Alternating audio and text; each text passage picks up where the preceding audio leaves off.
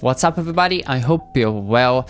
So I want to have this discussion with you today on the importance of using legato, whether it's important at all, and the main difference between legato and sustains, and the importance of context, for picking one patch or the other. So we're gonna start by playing some music. As always, all the files for everything I'll be showing you today are already available on my Patreon, so check that out if you're interested. So I'm going to play for you a couple of examples. One of them is going to be featuring only legato patches, the other one only sustains, but I'm not going to tell you which is which, and that is just so that you're not going to be biased into thinking that the legatos are going to be sounding better than the sustains, as you would expect. So let's have a quick listen to the music first, and then we'll talk about it.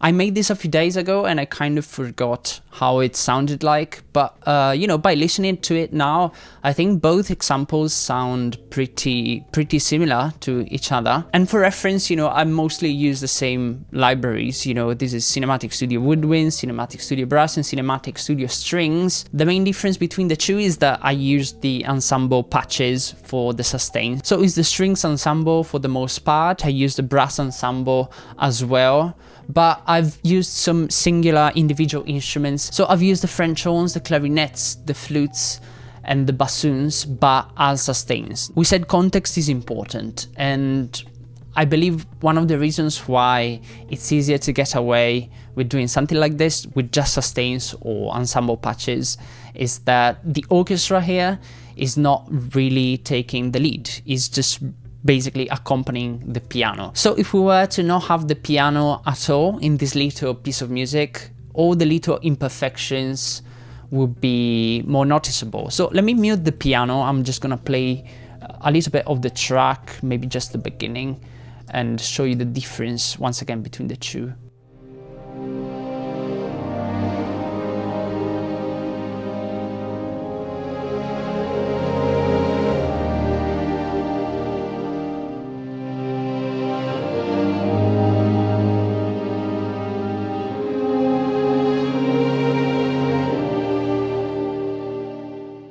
As I played this without the piano, with the orchestra being more exposed, it's starting to become more evident that the second example is indeed using the sustains. No, it's legatos, and the first one is sustains. But the sustains still sound pretty good to me, and the main difference between the two examples is probably the fact that you can, in the second one, the legato one, you can probably hear more separation between the instruments, and the first one sounds a little bit more homogenized, and that's due to the type of writing. And that's why I think it's still pretty easy to get away with doing something like this, only using sustains here, because for this type of writing, you know, this chordal kind of stuff, you know, a real orchestra would try and blend with each other. And it goes without saying that it's really, really easy to do with sustain patches, because you're literally playing chords on the keyboard. Having more separation between the instruments, like we heard in the legato examples, may not be something that you necessarily want when you have an instrument in an accompaniment kind of role like we do here. But legatos still sound pretty good and realistic, because, you know, from a technical point of view, what you get with a legato patch is literally a pre-recorded transition between two notes that gets triggered every time there is an overlap between them. But that also comes to the expense of not being able to play chords and not being able to blend instruments as well as sustains do. So neither of the two examples are ever going to be entirely realistic. But how good or bad ensemble patches sound also depends on the instrument that you're using. Like, for example, it's quite easy to get away with using ensemble strings, because, you know, strings tend to blend with each other in a much more natural kind of way, because they have a much more similar timbre than brass or woodwinds. Let's compare some of the string parts. This is the sustains.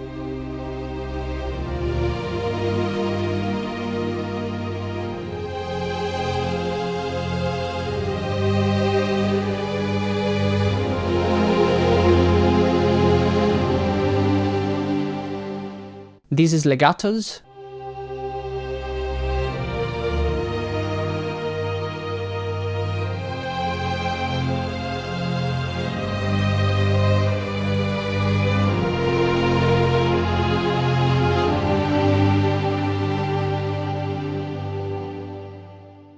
So they're both nice, they're good at doing different things, as we said, but they're also very similar. But if we were to compare the brass section, you know, the brass ensemble that we have for this part of the piece as well, to the individual instruments, this is when you start to notice the real difference.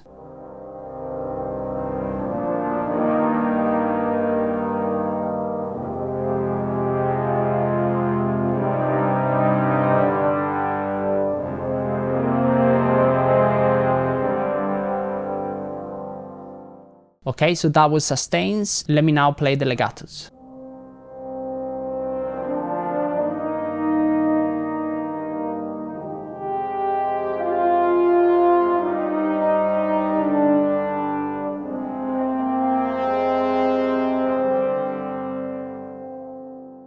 They sound very, very different, and this is where, you know, the ensemble patches start to fail a little bit, because obviously in the legatos you don't only get the transition between the two notes, as we said, but we get the separation between instruments. You get the French horns sticking out like they should, and you don't really get that with the ensembles.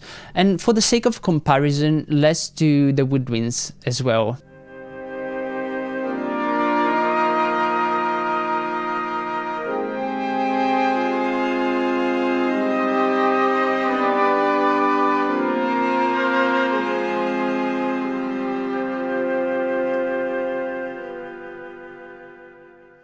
So that was flutes and clarinets sustains, but we have separate instruments for that. As you can see, we have the flutes playing the chords and the clarinets playing the chords an octave lower.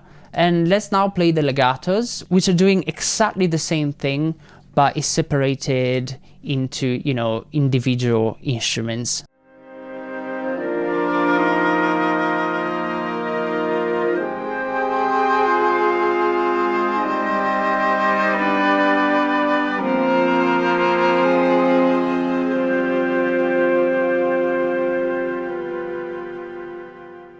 And surprisingly, this actually sounds quite close to the sustain. Similarly, I came to the same conclusion with the part that we have at the beginning of the section with just the French horns. So let's have a listen to that.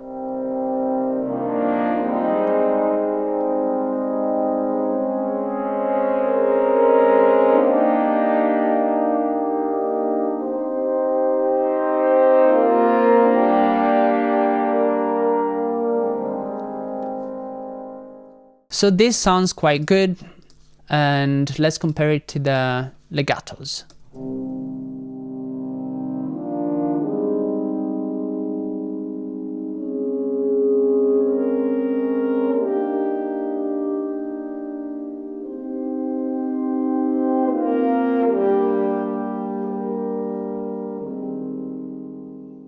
And once again, the differences between the two are not massive. Maybe the legato one is a little bit more expressive because of that transition we discussed, but the blends work a little bit better on the horn ensemble, so the sustains. So what's the conclusion of all this, and why are we even talking about it if, you know, these examples are so similar to each other, to me at least? I'm just gonna leave you with this one thought. Programming the legatos and making sure that each transition worked nicely and the instruments blended well enough with each other took twice as long as doing the sustains. But is it twice as good? Does it really sound twice as good to you? Is it really worth spending twice as long on something an untrained ear would never ever notice any difference whatsoever? I don't know, this is just something to think about, and I wanted to share some of my thoughts with you. So be sure to let me know in the comments what you guys think. Let's play the music once again, and then I'm gonna say goodbye.